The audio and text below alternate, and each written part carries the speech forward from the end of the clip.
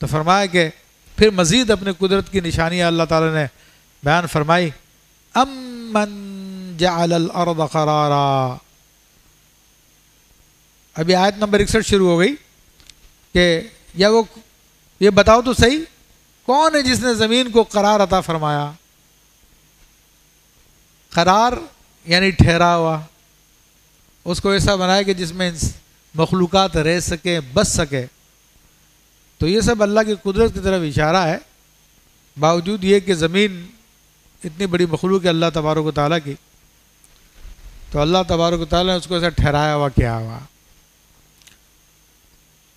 اگرچہ کہ سائنس کچھ کہتی ہے، لیکن ساری سائنس ایسا نہیں کہتی.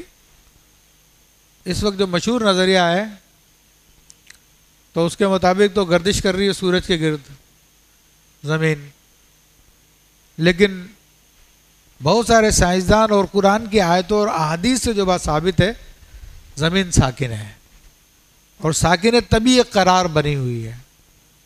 اگر یہ ساکن نہ ہو تو پھر قرار نہیں ہو سکتا اس کے اندر. وَجَعَلَ خِلَالَهَا أَنْهَارًا. اور اس کے بیچ میں اس نے نہریں نکالی، یعنی دریا بنا دیے زمین کے بیچ میں. تو یہ بھی اللہ تعالیٰ کی قدرت ہے کہ زمین میں مختلف علاقوں میں انسانوں کو بسنا تھا، اور انسانوں کے مخلوقات کے لیے پانی بہت ضروری ہے.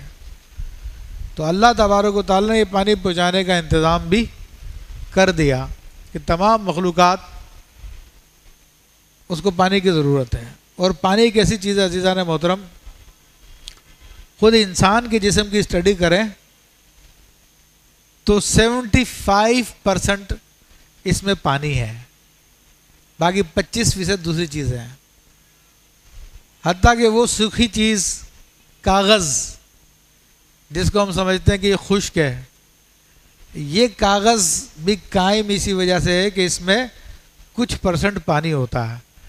اگر ان دیواروں سے، ان کاغذوں سے، ان باقی چیزوں سے اگر ہم پانی نکال لیں تو یہ سب کا سب راکھ کا ڈھیر بن جائے. اور اسی کی طرف بھی اشارہ فرمایا ہوا جعلنا من الماء کل شیء حی، کہ پانی سے ہم نے ہر چیز کو زندہ رکھا ہوا ہے. تو اللہ تبارک و تعالیٰ نے فرمایا کہ زمین کو قرار بھی بنا دیا، ٹھہرنے کی جگہ بھی بنا دیا، اور اس کے بیچ سے ہم نے نہریں بھی بہا دی ہیں. وَجَعَلَ لَهَا رَوَاسِيَ.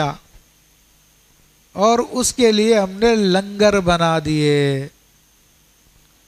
رواسی راسیات ان کی جمع ہے، اور عربی زبان میں راسیہ کہتے ہیں لنگر کو، اور لنگر کو انگلش میں اینکر کہتے ہیں. اور اس سے کیا مراد ہے؟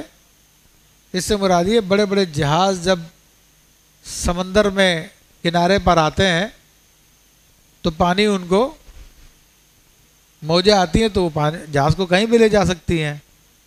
تو ان جہازوں کو روکنے کے لیے زمین میں قلعے گاڑے جاتے ہیں، اور وہاں پر ایک زنجیر باندھی جاتی ہے لوہے کی، کافی موٹی یا موٹی موٹی رسیاں ہوتی ہیں، اور وہ رسیوں سے پھر جہاز کو باندھا جاتا ہے تاکہ جہاز جو ہے آگے پیچھے نہ نکل جائے، اسی جگہ پہ رہے.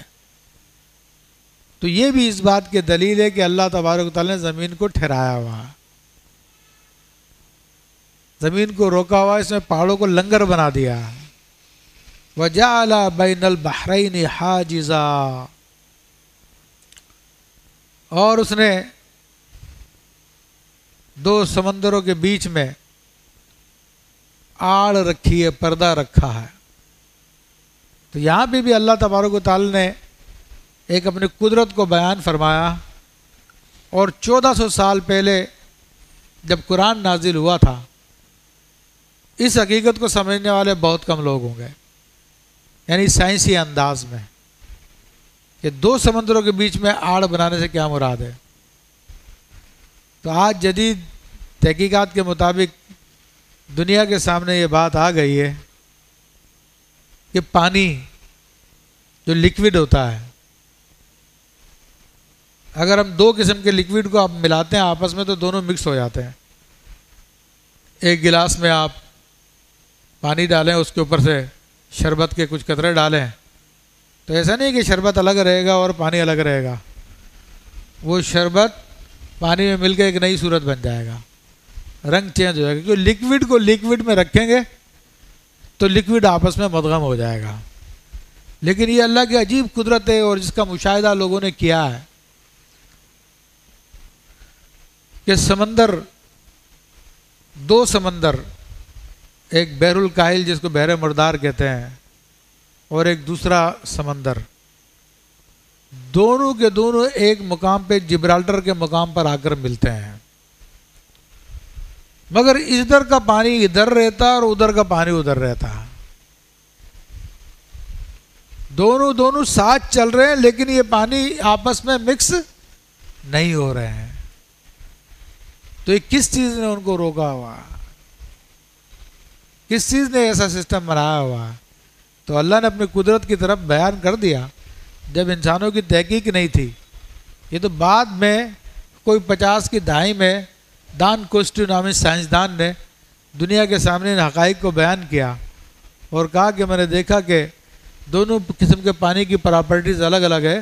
ادھر کی مخلوق اگر اس پانی میں آ جائے تو مر جائے، ادھر کی مخلوق اس پانی میں جائے تو مر جائے، مگر یہ دونوں کے دونوں سمندر ایک جبرالٹر کے مقام پر آ کر مل بھی رہے ہیں، لیکن دونوں کا پانی الگ ہے، اس کا پانی الگ ہے، بیچ میں کوئی رکاوٹ بھی نہیں ہے، کوئی پردہ بھی نہیں ہے. پھر اس کے علاوہ اس نے بتایا کہ یہ کھارے سمندر ہے، ان کھارے سمندروں میں بھی ان کے اندر بیچ میں بعض پانی کی روئیں چل رہی ہیں، اور وہ میٹھے پانی کی روئیں ہیں، اور وہ کس مقام سے چل رہی ہے اور کہاں پہ جا رہی ہے اللہ جانتا ہے، لیکن وہ میٹھا میٹھا ہی اور کڑوا کڑوا ہی ہے، دونوں مکس ہو کے ایک کوئی نئی چیز نہیں بن رہے ہیں. کہیں تیل کی روئیں چل رہی ہیں تو کہیں پانی کی روئیں چل رہی ہیں.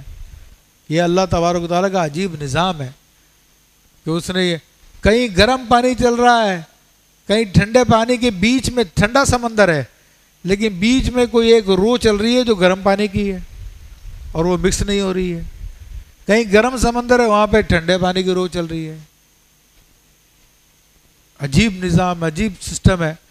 تو اللہ تعالیٰ نے تو یہ کہہ کے اشارہ کر دیا ان ساری باتوں کی طرف کہ دو سمندروں کے بیچ میں اس نے آڑ بنا دی ہے. اور بہت سارے لوگوں نے اپنے تجربات بیان کیے، لیکن بہرحال مختصر یہ کہ اللہ کی ان قدرتوں کی طرف اشارہ کرنا تھا کہ یہ اللہ کے سوا کون کر سکتا ہے. کوئی ہے اس کا دعویٰ کرنے والا؟ کوئی بھی اس کا دعویٰ کرنے والا نہیں ہے. فرماتا اللہ الہ مع اللہ، کیا اللہ کے ساتھ کوئی اور خدا بھی ہے؟ پھر بتاؤ ذرا. تم لوگوں نے بتوں کو اپنا خدا بنا لیا، تم نے چاند سورج کو اپنا خدا بنا لیا، تم نے دیگر مخلوقات کی پوجا کرنا شروع کر دی ہے. ارے اللہ کے سوا کوئی بھی نہیں ہے بھائی، کوئی بھی نہیں ہے. وہی رب ہے، وہی الہ. فرمایا کہ بل اکثرہم لا یعلمون، بلکہ اکثر ان میں سے اکثر لوگ نہیں جانتے. لیکن اس کا صحیح ترجمہ ہے اکثر لوگ جاہل ہیں. اب یہاں پہ ایک اور بات میں بتا دوں آپ کو.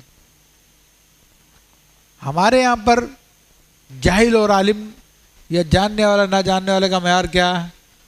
یہ کہ جس نے کسی اسکول میں نہیں پڑھا، کالج میں نہیں پڑھا، ڈگری نہیں لی، وہ جاہل کہلاتا ہے، ان پڑھ کہلاتا ہے، جاہل.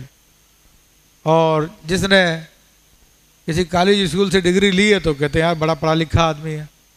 اور اگر اس نے غیر ملکیوں کی یونیورسٹیوں سے پڑھا تو بولے بہت بڑا آدمی ہے، آکسفورڈ سے پڑھا اور فلاں سے پڑھا اور فلاں سے پڑھا. تو ہم نے یہ معیار بنایا ہوا کہ جو باہر سے پڑھا ہوا ہو بہت بڑا آدمی، بہت پڑھا لکھا ہے.